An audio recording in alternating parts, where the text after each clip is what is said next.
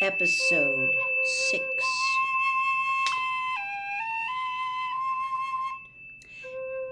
Then I made up my mind that instead of living alone, I would marry so that I might not become lonely.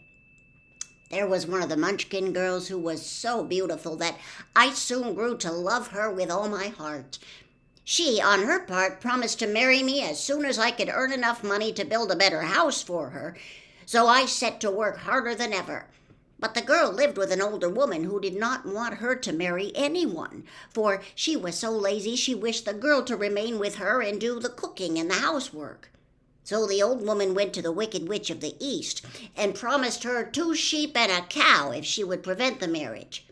Thereupon, the Wicked Witch enchanted my axe, and when I was chopping away at my best one day, for I was anxious to get the new house and my wife as soon as possible, the axe slipped all at once and cut off my left leg.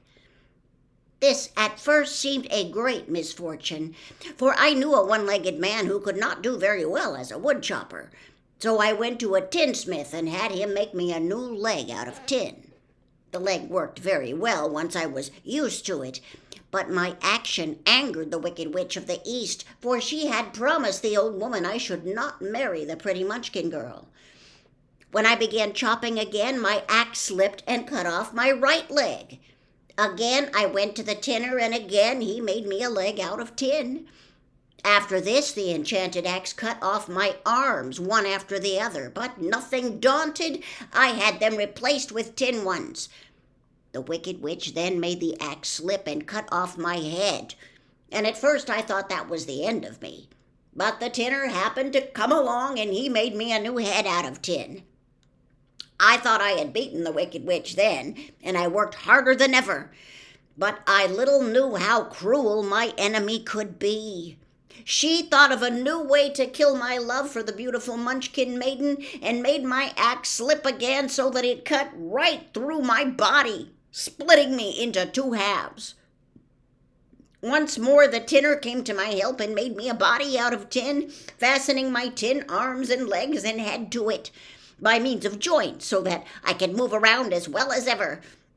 But alas, I had now no heart, so that I lost all my love for the Munchkin girl, and did not care whether I married her or not. I suppose she is still living with the old woman, waiting for me to come after her. My body shone so brightly in the sun that I felt very proud of it, and it did not matter now if my axe slipped, for it could not cut me. There was only one danger, that my joints would rust, but I kept an oil can in my cottage and took care to oil myself whenever I needed it.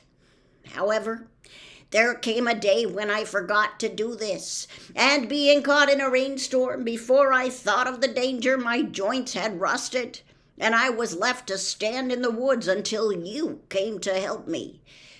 It was a terrible thing to undergo, but during the year I stood there, I had time to think that the greatest loss I had known was the loss of my heart.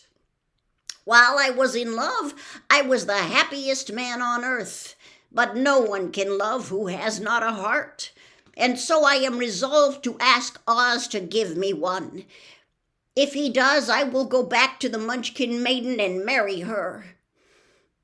Both Dorothy and the Scarecrow had been greatly interested in the story of the Tin Woodman, and now they knew why he was so anxious to get a new heart. "All the same," said the Scarecrow, "I shall ask for brains instead of a heart, for a fool would not know what to do with a heart if he had one." "I shall take the heart," returned the Tin Woodman, "for brains do not make one happy, and happiness is the best thing in the world." Dorothy did not say anything, for she was puzzled to know which of her 2 friends was right, and she decided if she could only get back to Kansas and Aunt Em, it did not matter so much whether the Woodman had no brains and the Scarecrow no heart, or each got what he wanted. What worried her most was that the bread was nearly gone, and another meal for herself and Toto would empty the basket. To be sure, neither the Tin Woodman nor the Scarecrow ever ate anything, but she was not made out of tin or straw and could not live unless she was fed. Chapter 6. The Cowardly Lion. All this time, Dorothy and her companions had been walking through the thick woods. The road was still paved with yellow brick, but these were much covered by dried branches and dead leaves from the trees, and the walking was not at all good. There were few birds in this part of the forest, for birds love the open country where there is plenty of sunshine. But now and then there came a deep growl from some wild animal hidden among the trees. These sounds made the little girl's heart beat fast, for she did not know what made them. But Toto knew, and he walked close to Dorothy's side and did not even bark in return. "How long will it be," the child asked of the Tin Woodman, "before we are out of the forest?" "I cannot tell," was the answer, "for I have never been to the Emerald City. But my father went there once when I was a boy, and he said it was a long journey through a dangerous country. Although nearer to the city where Oz dwells, the country is beautiful. But I am not afraid so long as I have my oil can, and nothing can hurt the Scarecrow, while you bear upon your forehead the mark of the Good Witch's kiss, and that will protect you from harm."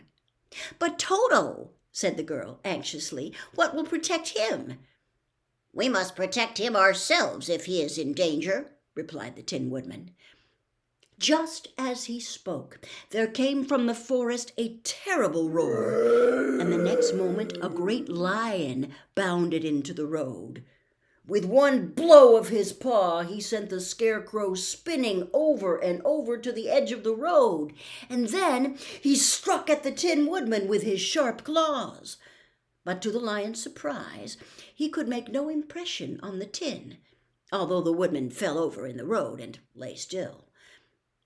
Little Toto, now that he had an enemy to face, ran barking toward the lion, and the great beast had opened his mouth to bite the dog, when Dorothy, fearing Toto would be killed, and heedless of danger, rushed forward and slapped the lion upon his nose as hard as she could, while she cried out, "Don't you dare to bite Toto! You ought to be ashamed of yourself, a big beast like you, to bite a poor little dog!" "I didn't bite him," said the lion, as he rubbed his nose with his paw where Dorothy had hit it. "No, but you tried to," she retorted. "You are nothing but a big coward." "I know it," said the lion, hanging his head in shame. "I've always known it, but how can I help it?" "Well, I don't know, I'm sure. To think of your striking a stuffed man like the poor Scarecrow." "Is he stuffed?" asked the lion in surprise, as he watched her pick up the Scarecrow and set him upon his feet, while she patted him into shape again. "Of course he's stuffed," replied Dorothy, who was still angry. "Well, that's why you went over so easily," remarked the lion. "It astonished me to see him whirl around so. Is the other one stuffed also?" "No," said Dorothy, "he's made of tin." And she helped the woodman up again.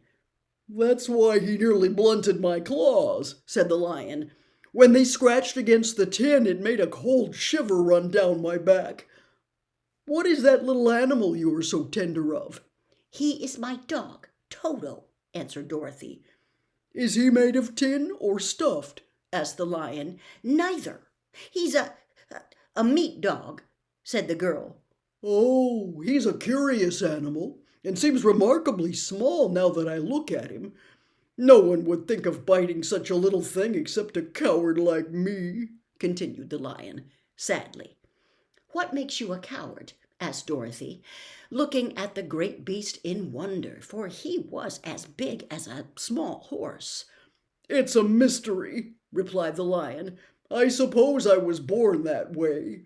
All the other animals in the forest naturally expect me to be brave, for the lion is everywhere thought to be the king of beasts. I learned that if I roared very loudly, every living thing was frightened and got out of my way. Whenever I've met a man, I've been awfully scared, but I just roared at him, and he has always run away as fast as he could go. If the elephants and the tigers and the bears had ever tried to fight me, I should have run myself. I'm such a coward. But just as soon as they hear me roar, they all try to get away from me, and of course I let them go."